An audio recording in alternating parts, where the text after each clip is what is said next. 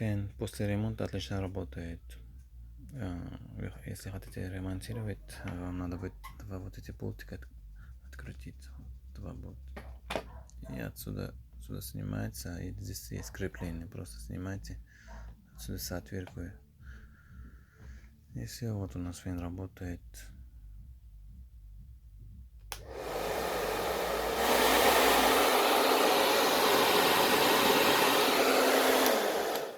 Дует хорошо.